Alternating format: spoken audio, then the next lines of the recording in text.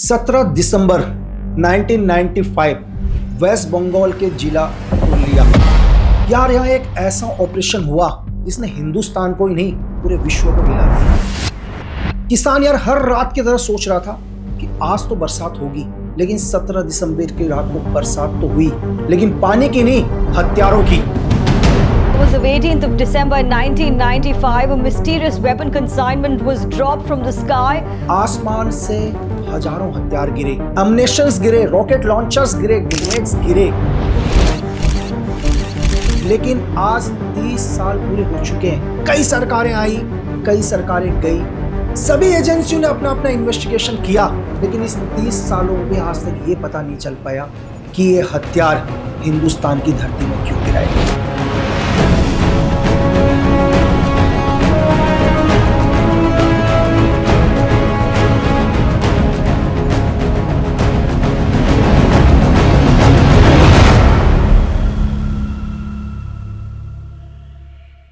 यार आज 2025 है और ऐसा नहीं है कि 1995 में हमारी मतलब एयर स्पेस या हमारी एयर फोर्स या हमारी जो भी वायु सीमाओं को देखती है वो आधुनिक नहीं थी, आधुनिक थी।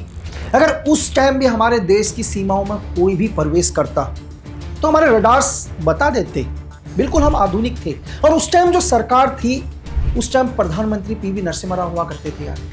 तो ये कैसे हुआ कि एक प्लेन हिंदुस्तान के अंदर एंटर होता है, वेस्ट बंगाल जाता है और पुरुलिया के अंदर आसमान से पैरासूट के जरिए ये बहुत सारे हथियारों को नीचे डालता है और फिर ये प्लेन एक रहस्यमय तरीके से गायब हो जाता है यार, किसी को नहीं पता चलता। और फिर क्या होता है 18 तारीख की सुबह को यार, जैसे किसान लोग आम तरीके से उड़ते हैं, सब किसान उड़ते हैं, उठने के बाद अपने खेतों में जाते हैं। जब वो अपने खेतों में जाते हैं तो देखते हैं कि बड़े बड़े बॉक्स पड़े हुए हैं यार। तो किसानों को लगता है कि ये क्या है, इतने बड़े बड़े बॉक्स यार खेतों के अंदर, वो भी किसी पैरासूट के साथ लगे हुए।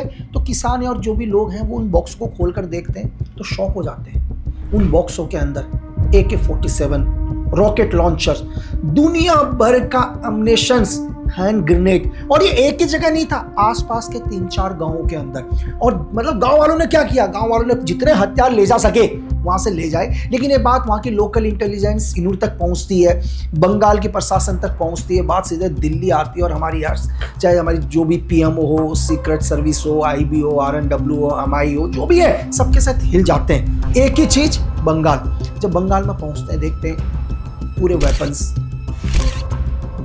कहां से आए नहीं पता। तो सभी को एक चेतावनी दी जाती है भारत सरकार की तरफ से, वेस्ट बंगाल सरकार की तरफ से, कि जो भी लोग इन हथियारों को लेकर गए वो जमा करा दें। अगर वो जमा नहीं कराएंगे तो सरकार क्या करेगी, उनके खिलाफ एक सख्त एक्शन लेगी। लेकिन अभी तक सरकार इस चीज पर सोचने पर मजबूर हो रखी है कि भाई ये वेपन आए कहां से। अभी तो कुछ एक लोगों ने तो भाई हथियार दे दिया, कुछ एक सर्च ऑपरेशन चलाए और 1, 2, 3, 4 दिन के अंदर जितने हो सके वेपनों को रिकवर करने की कोशिश करी और वेपनों को इकट्ठा किया सरकार ने। अभी भी हमारी एजेंसीज पता करने की कोशिश कर रही है, लेकिन कुछ नहीं पता चल पा रहा कि ये इतने आधुनिक हथियार आए कहां से। उस टाइम वेस्ट बंगाल के अंदर कम्युनिस्ट यानी कि CPI की सरकार थी, ज्योति बसु वहां की मुख्यमंत्री हुआ करती थी। उन्होंने भी एक अभियान चलाया, सर्च ऑपरेशन स्टार्ट किया, लेकिन कुछ नहीं पता चल पा रहा भाई कि ये हथियार आए कहां से। ये आसमान से गिरे, लेकिन कहां अदृश्य तरीके से इन्हें गिराने वाले गायब हो गए। और तभी क्या होता है, मतलब ये समझो कि हमारी एजेंसीज तो ढूंढ ही रही थी यार कि हथियार कहां से आए, लेकिन हिंदुस्तान के अंदर एक प्लेन एंटर होता है 3 दिन के बाद 21 दिसंबर को। और ये थाईलैंड होते हुए जैसे ही बॉम्बे की एयर स्पेस के अंदर एंटर होता है तो हमारी, क्योंकि आपको पता ही है, मैंने जैसे बोला कि हथियार गिरे थे तो पूरी की पूरी एजेंसियां अलर्ट में थी। हवाई सीमाओं के ऊपर कई सवाल पैदा हो गए थे, क्योंकि प्लेन तो हवा, मतलब हथियार तो हवा से ही गिराए थे ना यार, क्योंकि पैरासूट लगा हुआ था उसमें, ना कोई गाड़ियों के निशान थे, ना लोगों के पैरों के निशान थे, सस्पिशियस कुछ भी नहीं था। तो लोगों को पता चल गया था कि सारे के सारे इतने इतने हथियार कहां से गिराए, आसमान से गिराए। तो इस प्लेन को क्या किया जाता है, हमारी एयर कंट्रोल अथॉरिटी वार्निंग देती है कि आप प्लेन को लैंड करो, नहीं तो हम प्लेन को गिरा देंगे। तो इस प्लेन को बॉम्बे में जब प्लेन उतरता है तो बॉम्बे के अंदर ये प्लेन उतरने के बाद इस प्लेन से 6 लोगों को अरेस्ट किया जाता है यार। इसमें से 5 लोग तो लातवियान के थे और एक ब्रिटिश नागरिक था जिसका नाम था पीटर ब्लीच।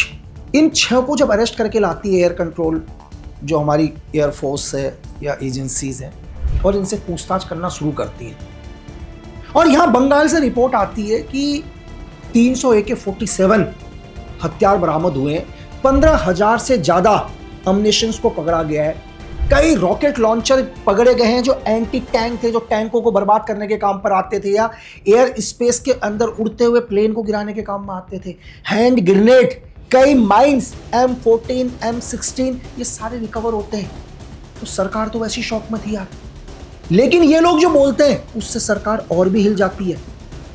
पीटर ब्लीच बोलता है कि मैं इन हथियारों को लेकर आया और मुझे जिम्मेदारी दी गई थी कि ये वेपन्स को एक जगह पर गिराना है, जो मैंने गिराया। लेकिन वो एक बात बोलता है, इससे शौक हो जाती है सारी दुनिया। वो बोलता है कि इस सब की जानकारी भारत सरकार को पता थी, उस टाइम की सरकार को पूरी जानकारी पता थी, हमारी आईबी को पता थी, हमारी RNW को पता थी, जो भी हमारी सीक्रेट सर्विसेज थे उनके कुछ एक लोगों को ये पूरी जानकारी थी।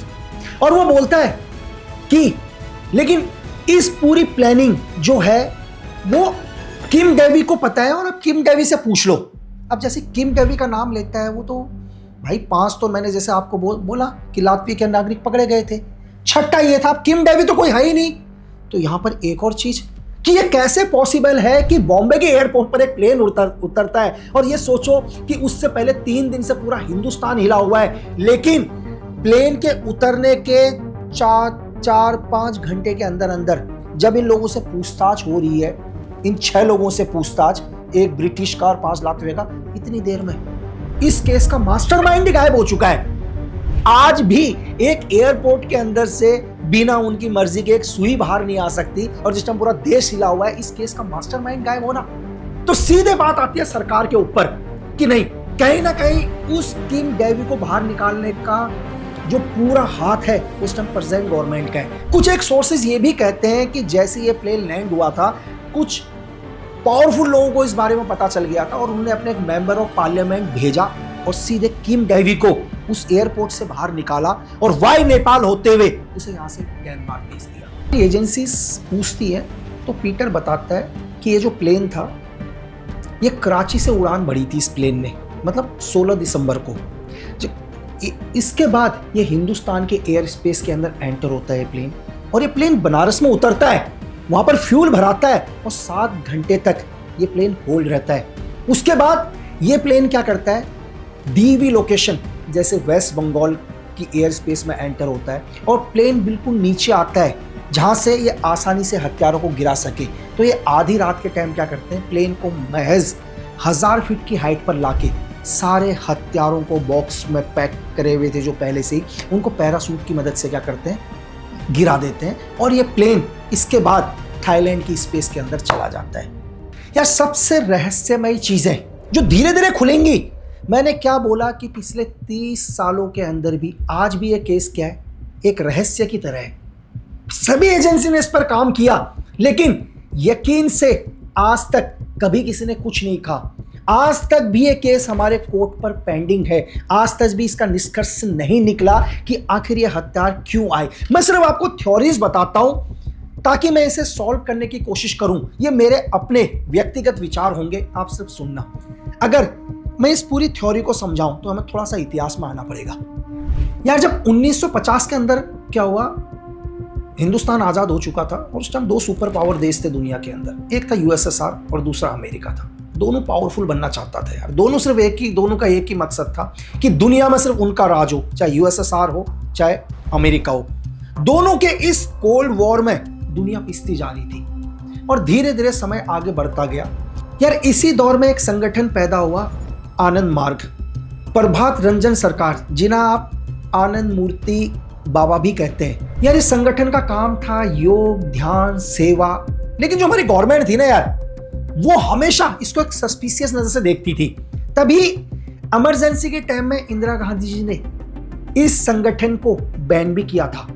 लेकिन लोग कहते हैं कि यह संगठन नफरत करता था कम्युनिस्ट से। ये चाहता था कि बंगाल के अंदर से कैसे भी ज्योति बसु की सरकार जाए। लेकिन लोग कहते हैं कि इसके पीछे CIA था, क्योंकि CIA इन्हें सपोर्ट करता था, क्योंकि CIA को लगता था कि बंगाल के अंदर जो भी कम्युनिस्ट सरकार है वो किसको सपोर्ट करती है? वो यूएसएसआर को सपोर्ट करती है। कहीं ना कहीं इस सरकार को यूएसएसआर ने बनाया है। यही पहला एक कारण था कि जब 1995 में सारे हथियार गिरे तो सबसे पहले शक किसके ऊपर आया? इसी संगठन के ऊपर आया, क्योंकि इनका हेडक्वार्टर भी वहीं था, बंगाल में ही, पुरुलिया में ही इनका हेडक्वार्टर था। तो दूसरा शक यह कंफर्म था कि ये हथियार इन्हीं के लिए आए हैं। इनके ऊपर केस भी चलाया गया। सीबीआई ने यह केस कोर्ट में भी पुटअप किया, लेकिन ऐसे कोई भी सबूत पेश नहीं कर पाया सीबीआई जिससे यह प्रूफ हो कि ये हथियार इन लोगों के लिए आए थे या इस संगठन के लिए आए थे। और भारत सरकार इन सभी 6 के 6 लोगों के ऊपर केस चलाती है, क्योंकि यह हिंदुस्तान का सबसे बड़ा उस टाइम एक ऐसा ऑपरेशन कहें या ऐसे एक आतंकवादी गतिविधि कहें जिससे पूरे हिंदुस्तान को हिला दिया था। इन 6 के 6 लोगों को हिंदुस्तान सरकार ने उम्र कैद की सजा दी। और जैसे मैंने आपको बोला कि इस केस का मास्टरमाइंड किम डैमी तो डेनमार्क भाग गया था, लेकिन भारत सरकार ने बहुत कोशिश करी कि उसे डेनमार्क से वापस लाया जाए, लेकिन डेनमार्क गवर्नमेंट ने कभी उसे भारत को नहीं सौंपा। अब आते हैं कहानी की कुछ एक सस्पिशियस चीजों में जिन्होंने आज भी इस कहानी को उलझा रखा है। जो पीटर ब्लीच है वो ब्रिटेन का रहने वाला था और ब्रिटिश एयरफोर्स के लिए काम करता था, लेकिन उसने ब्रिटिश एयरफोर्स से रिजाइन दे दिया। इसके बाद ये किसमें जुड़ गया? इसके बाद ये आर्म्स डीलिंग के अंदर जुड़ गया। इसका काम था दुनिया के अलग अलग देशों को वेपन सप्लाई करना। और तभी कहते हैं कि ये MI6 और CIA की नज़रों में आया। और लोग कहते हैं कि ये दोनों देशों के लिए क्या करता था? एक डबल एजेंट का काम करता था। लेकिन आज भी ये कंफर्म नहीं है कि पीटर ब्लीच MI6 का एजेंट था, MI5 का एजेंट था या CIA के लिए काम करता था। लेकिन यह चीज पक्का है कि दुनिया की किसी ना किसी एजेंसी के लिए काम करता था। किम डैमी, इसका असली नाम निकोलस क्रिश्चियन, बहुत मुश्किल सा नाम है यार। ये तो पहले ही सस्पिशियस है यार, क्योंकि इसका बैकग्राउंड किसी को नहीं पता डेनमार्क का। मैं आपको ये बताऊं कि कई बार डेनमार्क के अंदर इसके खिलाफ कई कार्रवाई हुई, लेकिन कभी इसको अरेस्ट नहीं किया गया। यहां तक कि एक बार कहते हैं कि डेनमार्क की फोर्स ने इसके घर पर छापा मारा तो इसके घर के अंदर ब्रिटिश पासपोर्ट मिला, US पासपोर्ट मिला, तब भी किसी ना किसी का हाथ इसके ऊपर था कि इसे ज्यादा टाइम तक डेनमार्क की जेल में नहीं रखा गया। और आप खुद ही सोचो, जहां हिंदुस्तान ने अपनी पूरी डिप्लोमेसी लगा दी, फिर भी डेनमार्क गवर्नमेंट ने क्या नहीं किया? इसे हिंदुस्तान को नहीं सौंपा।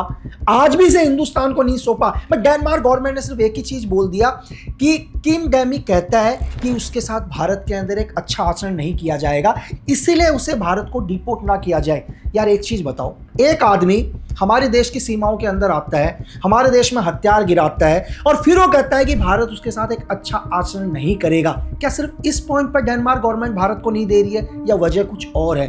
कहीं ऐसा तो नहीं है कि किम डैमी के भारत आने से कई उन लोगों के नाम, उस देशों के नाम एक्सपोज हो जाएंगे जिसको कुछ एक पावरफुल देश नहीं चाहते? कहीं ऐसा तो नहीं है कि हमारे देश के कुछ एक पावरफुल लोग कभी चाहते ही नहीं थे कि किम डैमी भारत आए? जब इन 6 लोगों के ऊपर हम दोबारा जाते हैं, इन 6 लोगों को उम्र कैद की सजा आई हुई। अब कहानी यहां से और ज्यादा सस्पिशियस हो जाती है यार। और आपको पता है, महज 4 साल के अंदर इनमें से 5 लोगों को सजा माफ कर दी जाती है। हमारे जिस देश में यार कि एक क्राइम के अंदर, एक छोटे से क्राइम के अंदर भी जिसमें महज 15 दिन के अंदर बेल हो सकती है, 20 दिन के अंदर बेल हो सकती है, कुछ एक लोग, मैं कुछ एक लोगों की बात कर रहा हूं जो इनोसेंट हैं या जो सताए हुए हैं या आज के टाइम भी जेल चले गए, वो 10-10 साल से जेल से नहीं निकल पा रहे हैं यार। लेकिन सरकार ने महज 4 साल के अंदर इन 6 में से 5 लोगों को माफ कर दिया और उनके देश भेज दिया। लेकिन मैं आपको बताऊं असली वजह, जो 5 लवित्या के लोग थे, इन 5 ने अपनी नागरिकता बदली और रूस की नागरिकता ले ली। कहीं ना कहीं कहते हैं कि FSB को पता था कि यही वो 5 लोग हैं जो हिंदुस्तान की जेलों में नहीं रहने चाहिए, या ऐसा हो सकता है कि आने वाले टाइम में FSB यानी कि जो उनकी सीक्रेट सर्विस है या रशिया की कोई बड़ी चीजें हिंदुस्तान के हाथ लग सकती हैं। तो प्रेशर दिया गया हिंदुस्तान गवर्नमेंट के ऊपर और महज 4 साल के अंदर इनकी सजा को माफ कर दिया गया और इन्हें रशिया भेज दिया गया। इसके बाद 4 साल के बाद 2004 के अंदर इस केस का मेन आदमी जिसने पूरे ऑपरेशन को ग्राउंड पर लीड किया, मतलब Peter bleach, same Peter bleach के साथ भी यही हुआ यार। पीटर ब्लीच की भी सजा माफ कर दी गई 2004 में और उसको ब्रिटेन भेज दिया गया। इसके पीछे की वजह MI6 का प्रेशर हिंदुस्तान सरकार के ऊपर, या जिन लोगों के ऊपर भी प्रेशर था कि पीटर ब्लीच को ब्रिटेन गवर्नमेंट को सौंप दिया जाए या उसकी सजा को माफ कर दिया जाए। यार जिस आदमी ने इतना बड़ा ऑपरेशन किया, मैं इसको बड़ा ऑपरेशन क्यों कह रहा हूं, क्योंकि गवर्नमेंट के रिकॉर्ड के हिसाब से 300 AK-47, 15,000 राउंड, कुछ एक रॉकेट लॉन्चर, कुछ एक ग्रेनेड, कुछ एक एंटी मिसाइल, कुछ एक लैंड माइन पकड़ी गई नहीं। ये गवर्नमेंट का आंकड़ा था यार, मैं आपको बताऊं, जो आज तक कभी सामने नहीं आया। हजारों AK-47 थी यार जो पकड़ी नहीं गई। महज 300 दिखाई तो 300 बता दिया गया। हजारों लाखों राउंड्स थे जो उस ऑपरेशन में गिराए गए। आज भी वो कहीं ना कहीं है, आज भी पूरे रिकवर नहीं हुए। आज आप देश में सुनते हो यार कि 4 आदमी के पास AK-47 पकड़ी, नक्सलाइट के पास AK-47 चले गई। आखिर ये हथियार कहां से आया? तो कहीं इस पूरी चीज का खुलासा ना हो जाए, पीटर ब्लीच को भी इस देश से बाहर भेज दिया गया और पीटर ब्लीच ब्रिटेन चला गया। और आज भी पीटर ब्लीच आजाद घूम रहा है यार। यार अब एक स्पाई की नजर से सोचते हैं, थोड़ा सा विचार करते हैं। मैं यकीन दिलाता हूं आपको आपका आंसर मिल जाएगा यार। अगर हम 1995 में देखें तो उस टाइम देश के अंदर क्या क्या चल रहा था यार।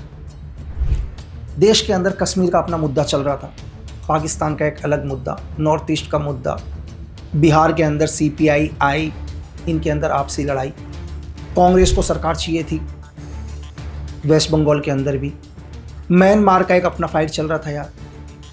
काचिन इंडिपेंडेंट आर्मी एक अपनी आर्मी चाहती थी। यहाँ बांग्लादेश के अंदर एक अपना अलग मुद्दा चल रहा था, बांग्लादेश के अंदर की एक अलग आतंकवादी गतिविधियां चल रही थी।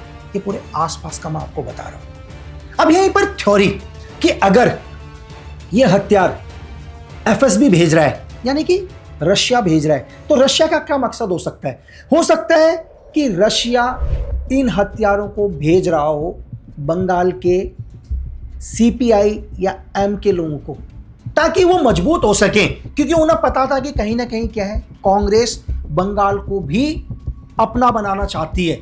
लेकिन सेंटर गवर्नमेंट से कौन फाइट करेगा? जब तक इनके पास हथियार नहीं होंगे तो ये लोग कैसे लड़ेंगे? ये एक एंगल, अगर रशिया उन लोगों को हथियार भेजता है। अब मैं आता हूं कि नहीं, ये हथियार CIA भेजता है। अगर ये हथियार CIA भेजता है तो CIA का मेन मकसद है बाबा आनंद। उसको पता है कि कहीं ना कहीं आनंद बाबा क्या था, ये नफरत करता है प्रेजेंट गवर्नमेंट से। अब CIA को लगता है कि यार इस देश के अंदर भी एक गृह युद्ध स्टार्ट करा दो। क्या करा दो? एक गृह युद्ध स्टार्ट करा दो कि ये सारे के सारे वेपन इनके फॉलोवर को देना शुरू कर दो, ताकि ये क्या करें, प्रेजेंट जो वहां की स्टेट की प्रेजेंट गवर्नमेंट है, उस प्रेजेंट गवर्नमेंट के साथ फाइट हो और देश के अंदर एक बड़ा गृह युद्ध हो। CIA भेज सकता है। अब आ जाते हैं MI5 या MI6 की बात। अगर MI6 ये हथियार भेजता है तो MI6 ये हथियार भेजेगा बांग्लादेश के अंदर। वो चाहता है कि कैसे भी करके ये हथियार क्या हो बांग्लादेश पहुंचे, लेकिन रूट इंडिया का था। यहां पर एक सू इसलिए आती है कि हो सकता है कि MI6 ने इंडियन गवर्नमेंट को बोला हो कि बांग्लादेश के अंदर ISI का क्या हो रहा है, इंटरफियर ज्यादा हो रहा है, या बांग्लादेश के अंदर क्या होता है, जमात वगैरह ज्यादा आ रहे हैं, ठीक है, मतलब जिससे इंडिया को भी खतरा है। तो हम सिर्फ आपका एयर स्पेस मांग रहे हैं। हम क्या मांग रहे हैं? सिर्फ आपका एयर स्पेस, ताकि ये वेपन को बांग्लादेश के बॉर्डर में गिरा जा सके, मतलब बांग्लादेश के बॉर्डर में गिराया जा सके। तो हो सकता है कि हमारे सीक्रेट एजेंसी या हमारे जो भी उस टाइम सरकार में थे, उन्होंने मदद करी, क्योंकि यार हमारे देश के लिए वेपन नहीं थे। उन्हें लगा ये वेपन बांग्लादेश के अंदर जा रहे हैं, इससे हिंदुस्तान का बॉर्डर भी सेफ रहेगा, क्योंकि बांग्लादेश के अंदर जिस तरह से आतंकवादी गतिविधियां बढ़ रही हैं, ये वेपन उन लोगों के हाथ में चले जाएं जो आतंक के खिलाफ लड़ रहे हैं। लेकिन जमीनी बनावट के हिसाब से शायद पीटर ब्लीच कहें या 5 लिथुआनी कहें या इस केस का मास्टरमाइंड, उनको एक्यूरेट जगह नहीं पता चल पाई जहां उन्हें कुछ एक किलोमीटर दूर ये वेपन गिराने थे बांग्लादेश के अंदर। ये वेपन कहां गिर गए? पुरुलिया के अंदर गिर गए। यार ये अलग अलग थ्योरी है, इनमें से कौन सी सही है कौन सी गलत है, ये आज तक दुनिया में कोई नहीं पता कर पाया। लेकिन एक बात सही है जिसको हम नकार नहीं सकते, प्लेन हमारे हिंदुस्तान के अंदर आया, एयर स्पेस के अंदर आया प्लेन। इसका मतलब उस टाइम इंडियन गवर्नमेंट में जो भी लोग पावर में थे, उनमें से कुछ एक लोगों को पता था, क्योंकि बाद में इन्होंने अपनी एक रिपोर्ट में क्या बोल दिया था कि हमारे रडार उस टाइम मेंटेनेंस में गए हुए थे। क्या बात है, जिस दिन प्लेन आता है उसी दिन आपके रडार सारे मेंटेनेंस में गए हुए थे, इसलिए आपको पता नहीं चल पाया। चलो मैं मान लेता हूं कि यार आपके मेंटेनेंस में रडार गए हुए थे, उस दिन इमरजेंसी हो गई थी, देश में दूसरे रडार नहीं थे, अगर इसी प्लेन की जगह अगर इस देश के अंदर कोई फाइटर पायलट आते और उस देश को बर्बाद करके चले जाते तो तब जिम्मेदारी क्यों लेते? मतलब तब उसकी जिम्मेदारी कौन लेता? तो यार ये तो अलग अलग बातें हैं। एक एयरपोर्ट से किम डेवी को कैसे निकाल लिया गया? क्या लगता है कि यार ये बिना प्रशासन की मदद से या बिना पावर में बैठे हुए लोगों की मदद से एयरपोर्ट, बॉम्बे एयरपोर्ट से इस केस के सबसे बड़े मास्टरमाइंड को बाहर निकाल दिया जाएगा और उसको नेपाल टू डेनमार्क भेज दिया जाएगा? लेकिन यार आज भी 30 साल के बाद इस केस का एक रहस्य बना हुआ है, क्योंकि उस टाइम देश के प्रधानमंत्री पीवी नरसिम्हा राव जी थे और जैसे मैंने आपको बोला वेस्ट बंगाल में ज्योति बसु की सरकार थी, या जो भी उस टाइम ब्यूरोक्रेट्स पावर में रहे होंगे, शायद उन्हीं को पता होगा कि ये देश के अंदर ये हथियार क्यों आए। 30 साल के बाद आज भी इसकी गुत्थी क्यों नहीं सुलझी? क्योंकि कई सरकारें आई, ऐसा नहीं है, बहुत सरकारों ने किम डेमी को डेनमार्क से मांगा, डिपोर्ट करने के लिए बोला, लेकिन डेनमार्क गवर्नमेंट ने कभी आज तक उसे हमारे हैंड ओवर नहीं किया। लेकिन चलो जो भी है, इन हथियारों को गिरने के बाद भी हिंदुस्तान के अंदर एक बड़ी आतंकवादी घटना नहीं हुई, क्योंकि सरकार को पता चल गया और इन हथियारों को रिकवर किया गया। और जितने बाकी के हथियार नहीं मिले, इस देश के अंदर कई आतंकवादी गतिविधियां हुई हैं। तो ये कहना बिल्कुल गलत नहीं होगा कि उन हथियारों का इस्तेमाल उन आतंकवादी गतिविधियों में ना हुई हो। लेकिन कभी ना कभी ये रहस्य खुलेगा, कभी ना कभी वो फाइलें खुलेंगी और शायद आने वाले वक्त में या आने वाली पीढ़ियों को पुरलिया आर्म्स ऑपरेशंस या आर्म्स जॉब्स के बारे में पता चले। आखिरी मैं सिर्फ एक ही चीज कहना चाह रहा हूँ, प्लेन हमारे हिंदुस्तान के अंदर आया, चाहे किम डेमी मास्टरमाइंड था, पीटर ब्लीस था, 5 लाख के लोग थे, जो भी था, वो लोग काम करने आए। क्यों आए? क्योंकि वो अपने देश के लिए काम कर रहे थे यार, चाहे किसी के लिए भी काम कर रहे थे, उनकी देश की एजेंसियों को पता था, कुछ एक पावरफुल लोगों को पता था, उन्होंने इतना रिस्क लेके हमारे देश की सीमा के अंदर आए और अपना ऑपरेशन पूरा किया। क्यों? क्योंकि वो जानते हैं कि वो दुनिया के किसी भी देश के लोग क्यों ना हो, उनको पता है कि देश प्रेम से बड़ा कोई धर्म नहीं है। इसलिए मैं भी आपसे ये कहना चाहता हूं कि देश प्रेम से बड़ा कोई धर्म नहीं है। हमारा झुकाव हमारे देश के लिए होना चाहिए, चाहे पीटर ब्लीच का झुकाव ब्रिटेन के लिए था, चाहे किम डेवी का झुकाव डेनमार्क के लिए था, चाहे उन 5 लोगों का झुकाव रशिया के लिए था, लेकिन हमारा झुकाव सिर्फ हमारे देश के लिए होना चाहिए।